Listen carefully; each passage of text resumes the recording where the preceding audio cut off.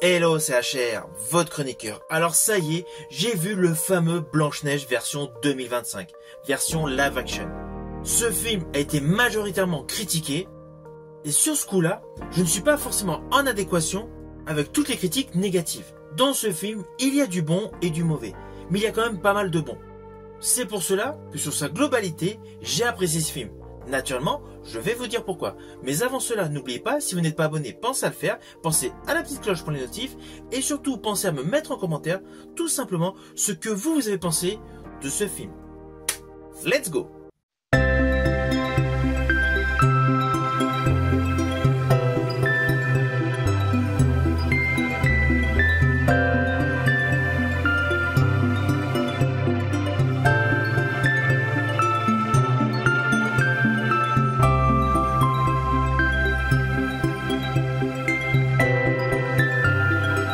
Alors tout d'abord sur un côté technique, Blanche-Neige version 2025 est réalisée par Marc Webb et a une durée de 109 minutes.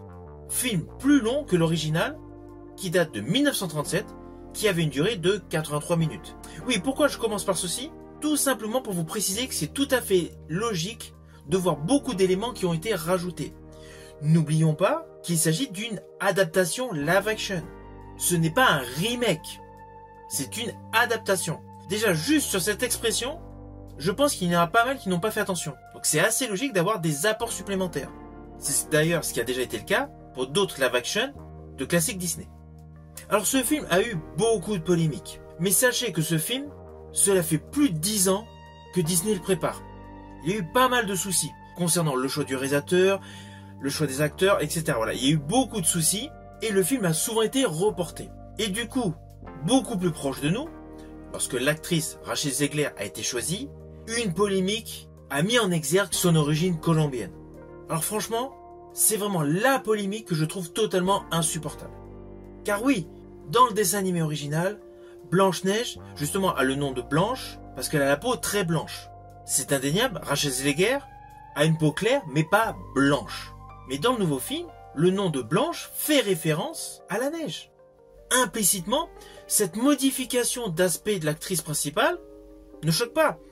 Et puis de nos jours, on va pas se mentir, je pense qu'il y a beaucoup plus de petites filles qui vont se voir en Rachel Zegler, interprétant Blanche-Neige,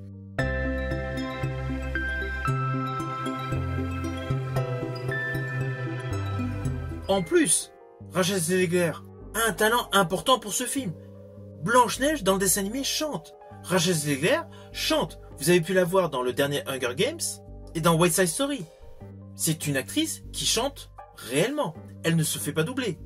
On va pas se mentir, il n'y a pas pléthore de jeunes actrices au cinéma qui ont une certaine notoriété pour attirer du public qui assurent la fonction également de chanteuse. C'est pour cela que ce postulat de l'origine colombienne est un handicap à ce film, je pense qu'il faut le mettre de côté. Surtout que cette jeune actrice a du talent. Elle joue pleinement son rôle.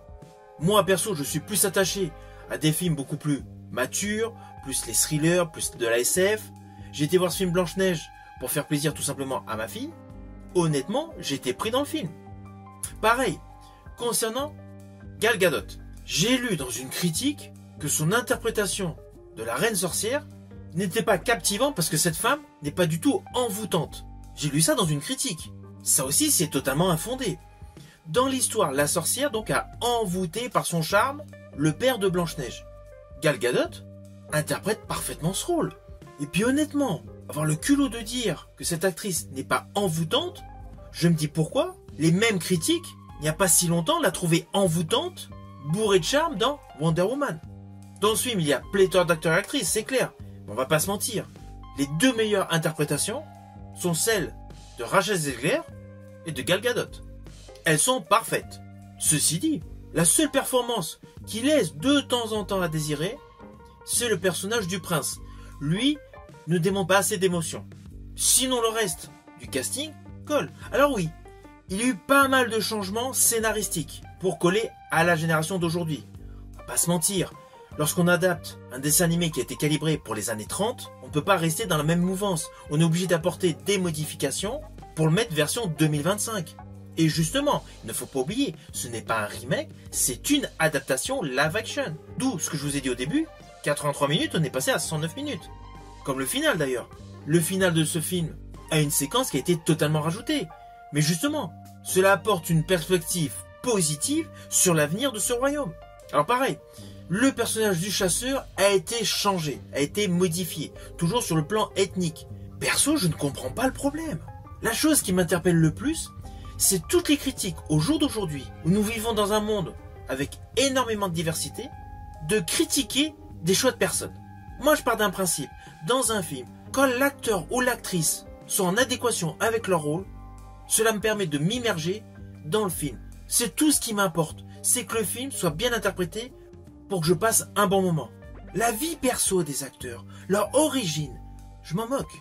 Logiquement, chaque personne, en allant dans une salle de cinéma, on est là pour juger la qualité d'acteur, d'actrice. On n'est pas là pour juger l'origine. Alors oui, les critiques, pour faire le buzz, mettent essentiellement en avant cela a apporté trop de modifications par rapport au film original de 1937. Mais déjà, j'aimerais bien savoir combien de critiques se rappellent vraiment de la totalité du dessin animé de 1937. Et surtout, combien de jeunes qui ont été voir le nouveau Blanche-Neige connaissent le dessin animé. Donc les modifications scénaristiques, c'est assez logique. C'est pour ajouter du peps, c'est pour ajouter de la nouveauté. Je vais prendre un exemple. Le dernier conte de Monte Cristo avec Pierre Niney, qui est excellent. Perso, j'ai vraiment beaucoup aimé ce film. Si on prend dans le fond, il y a eu des modifications scénaristiques. Et là, bizarrement, cela ne choque personne. Mais par rapport à l'œuvre originale, il y a eu des modifs. Et c'est le cas d'ailleurs pour toutes les adaptations de romans classiques. Et là, dans ce cas, les adaptations, cela ne choque personne. C'est pas logique. Si on accepte les modifications par rapport à des ouvrages, il faut également accepter les modifications par rapport à un dessin animé.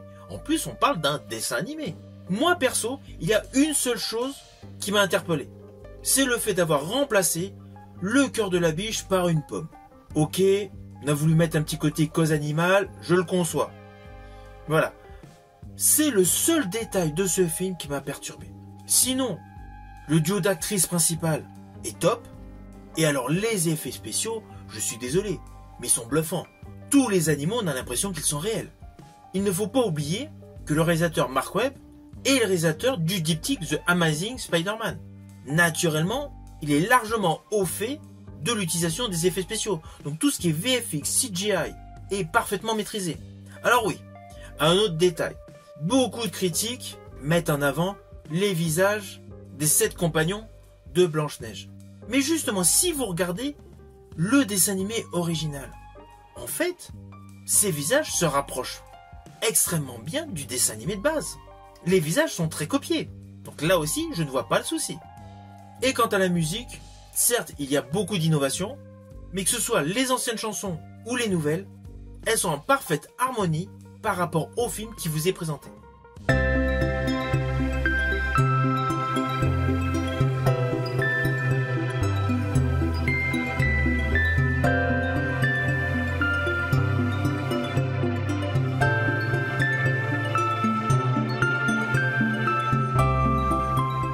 Alors au final, naturellement, c'est un film que je vous invite à aller voir. Et essentiellement, si vous avez des enfants. Les enfants vont être bluffés. Il y a la magie Disney et le duo d'actrices principales, je suis désolé, mais il est top. Alors c'est évident, je pense qu'il va y en avoir beaucoup qui ne seront pas du tout d'accord avec moi. Mais justement, c'est ça l'avantage avec YouTube. Surtout concernant nos opinions, nos avis sur les films.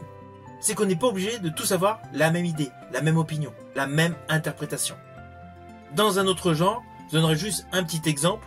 Je pense au film Raging Bull de Martin Scorsese, qui avait fait un flop terrible, que tout le monde avait critiqué, et pourtant est devenu culte. Naturellement, vous pourrez vérifier par vous-même qu'il y a pléthore d'exemples similaires. Si vous avez aimé ma vidéo, n'oubliez pas, petit pouce vers le haut, pensez au partage. Quant à moi, je vous dis à bientôt pour une prochaine vidéo.